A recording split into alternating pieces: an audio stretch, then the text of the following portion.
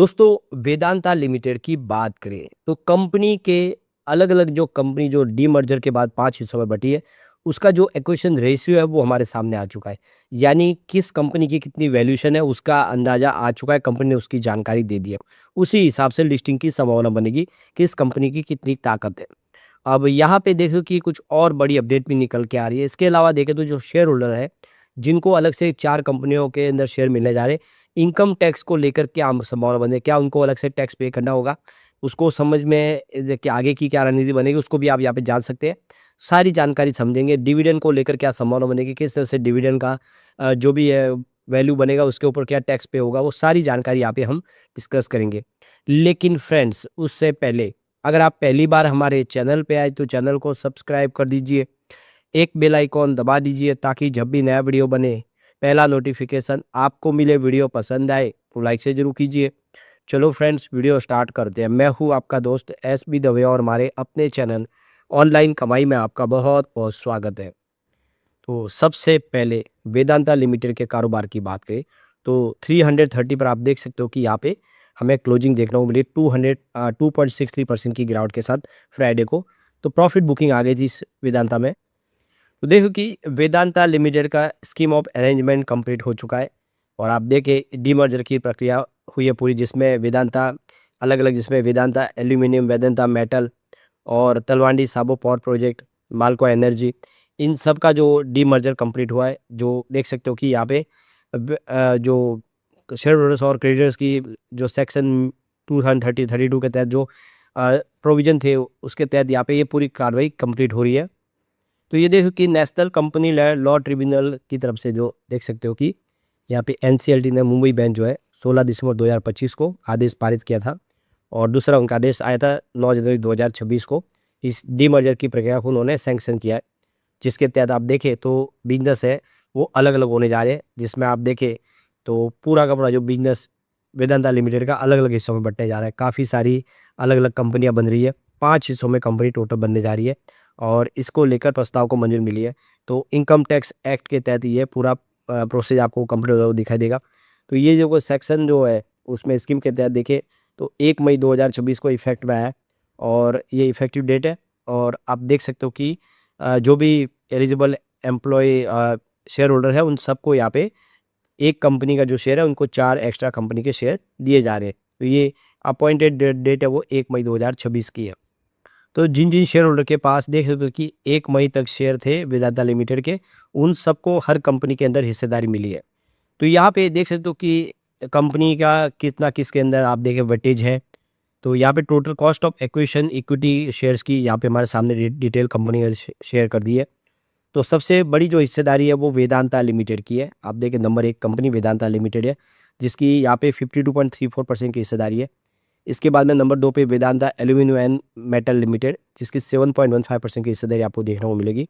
Number 3 पे जो company है वो है तलवांडी साबो पावर लिमिटेड जिसकी 12.23% की हिस्सेदारी आपको देखने को मिलेगी। और नंबर 4 पे देखिए मालको एनर्जी लिमिटेड जिसकी 21.49% की हिस्सेदारी है। और नंबर 5 पे आप देखिए Vedanta iron and steel limited जिसकी 6.79% की होल्डिंग है, हिस्सेदारी देखने को मिली। इसी हिसाब से शेयरों की प्राइस भी डिसाइडेड होगी। तो आप देखिए इन 5 कंपनियों में आधी जो हिस्सेदारी अकेली वेदांता लिमिटेड की है, क्योंकि इसके अंदर हिंदुस्तान जिंक लिमिटेड भी है जो काफ़ी वैल्यूबल बड़ी कंपनी है और वो उसके अंदर 60% की हिस्सेदारी वेदांता की, इसीलिए इसमें सबसे बड़ा वेटेज वेदांता लिमिटेड का है। तो इसकी प्राइस भी उसी हिसाब से डिसाइडेड होगी। तो आप देख सकते जो इस समय प्राइस अगर आप देखें 350 के आसपास वेदांता लिमिटेड की है। और उसके बाद आप देखें तो मालको एनर्जी लिमिटेड दूसरी वैल्यूबल कंपनी यहाँ पे बनती हुई दिखाई देगी एक्विजिशन इक्विटी के हिसाब से 21.49% की हिस्सेदारी है। तो उसी हिसाब से इसकी प्राइस डिसाइड होगी। उसके बाद नंबर 3 पे आप देखेंगे तो आपको तलवानी साबो पावर लिमिटेड दिखाई देगी जिसकी 12% की हिस्सेदारी यहाँ पे है।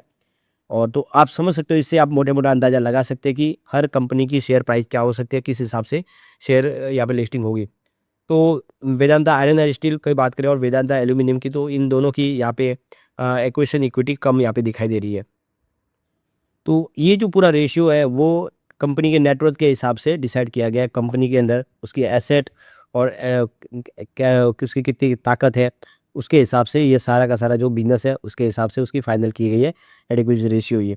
तो अब यहाँ पे देख सकते हो कि शेयर होल्डर के लिए क्लियरिटी आ गई होगी कि कौन सी कंपनी का कितना वेटेज है, उसी हिसाब से आगे लिस्टिंग की संभावना बनेगी। तो अब वेदांता लिमिटेड अकेली इंडिया में काम करने वाली कंपनी है। वेदांता रिसोर्सेज इसकी बड़ी कंपनी है और उसी के तहत यहाँ पे ग्लोबल मार्केट में कंपनी काम करती है। तो यहाँ पे वेदांता लिमिटेड का जगह तो यहाँ पे पार्टी टू फैसिलिटी एग्रीमेंट के तहत जो जानकारी देनी चाहिए वो दी इन्होंने। किस तरह से कंपनियों का रिलेशन है, तो इसमें आप देखिए वेदांता रिसोर्सेज लिमिटेड है कंपनी इसकी, और सामने देखिए इसकी वेदांता के साथ रिलेशन देखें तो it is a related party of Vedanta Limited. और इसमें देखें तो it is classified as member of promoter group of Vedanta Limited with no direct share holding in Vedanta Limited, तो इसकी जानकारी दी गई है। सेकेंड कंपनी है Twin Star Holding Limited. It is a related party of Vedanta Limited. It is classified as member of promoter group of Vedanta Limited holding 40.02% in Vedanta Limited, तो इसकी जानकारी दे दी गई है। तीसरी कंपनी है Vedanta Holding Mauritius Limited. It is a related party transaction Vedanta Limited की party है और it is classified as member of promoter group of Vedanta Limited holding 12.60% shares in Vedanta Limited, तो इसकी भी 12% की होल्डिंग है वेदांता में। और उसके बाद में वेल्टर ट्रेडिंग लिमिटेड, और ये देख सकते हो कि वेल्टर की बात करें it is a related party of Vedanta Limited है और it is classified as member of promoter group of Vedanta Limited holding 0.98% share in Vedanta Limited. तो ये सारी कंपनियां जो जुड़ी हुई है। इसके अलावा देखें तो यहाँ पे क्रोल ट्रस्टी सर्विस लिमिटेड है। It is not related party of related to Vedanta Limited, तो इसकी जानकारी शेयर कर दी कि कौन सी कंपनी से जुड़ी हुई है और कौन उसकी रिलेटेड पार्टी नहीं है।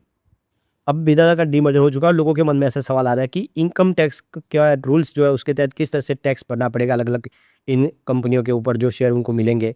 तो बोर्ड ऑफ डायरेक्टर ने 1 मई को यहाँ पे रिकॉर्ड डेट फाइनल की है, जिसमें हर शेयर होल्डर को 4 नई कंपनियों के शेयर मिलेंगे जिनके पास 1 शेयर है, यानी टोटल आप देखें तो 5 शेयर उनके पास होने जा रहे हैं। तो यहाँ पे देखिए 45 से 60 दिन के अंदर लिस्टिंग की संभावना बन जाती है। तो 1 मई के बाद आप देखिए 45 से 60 दिन की संभावना यहाँ पे दिखाई दे रही है। तो ये देखिए under demerger allotment of Vedanta जो है उनके लिए इमीडिएट कोई भी इफेक्ट नहीं होगा कैपिटल गेन टैक्स को लेकर इनकम टैक्स रूल्स के तहत। तो ये जो अलॉटमेंट है यह ट्रांसफ़र के तौर पे नहीं ट्रीट हो रहा है। तो इनकम टैक्स एक्ट के तहत देखें तो शेयर आपको एक कंपनी का है उसको आपको टुकड़ों में बांट के दिया जा रहा है, इसलिए जो भी उसकी जो इनकम टैक्स के ऊपर कोई भी इमीडिएट इफेक्ट नहीं होगा, यानी आपको किसी प्रकार की टैक्स लायबिलिटी नहीं दिखेगी, आपको कोई टैक्स भरने की ज़रूरत नहीं होगी। तो ये वेदांता के जो शेयर है वो मिल रहे वो आपको यहाँ पे 1-to-1 बेसिस के ऊपर शेयर दिए जा रहे हैं, यानी जिनके पास एक शेयर है उनको उसी कंपनी में अलग अलग हिस्सेदारी दी जा रही है और इसीलिए इसमें आपको टैक्स भरने की कोई आवश्यकता नहीं है।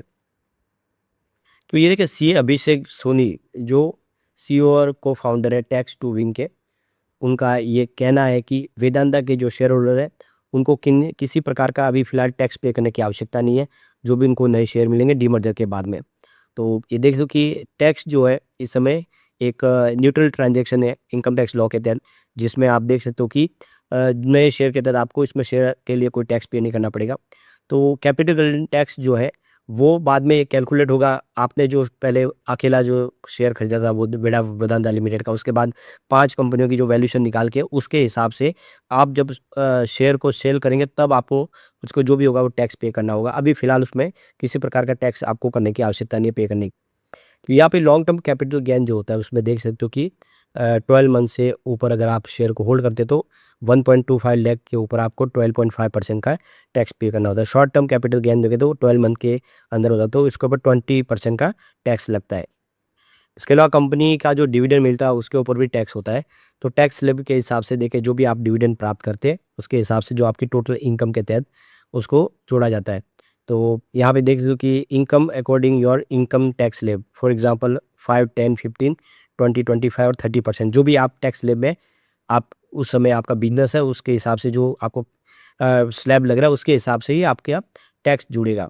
तो ये देख सकते हो कि यहाँ पे डिविडेंड जो है अगर इनकम वो करीब 10,000 रुपीज़ से ऊपर पहुँच गई 1 साल के अंदर, तो कंपनी में और आपका TDS 10% यहाँ पे डिडक्ट होगा, तो उस हिसाब से यहाँ पे करना होगा। लेकिन फ्रेंड्स कोई भी इन्वेस्टमेंट करने से पहले अपने फाइनेंशियल एडवाइजर से एडवाइस ले ले या अपना खुद का रिसर्च करें, क्योंकि मैंने वीडियो आपके एजुकेशनल पर्पज़ के लिए ही बनाया। वीडियो पसंद आए तो लाइक से जरूर कीजिए और चैनल को सब्सक्राइब कर दीजिए। Thank you friends.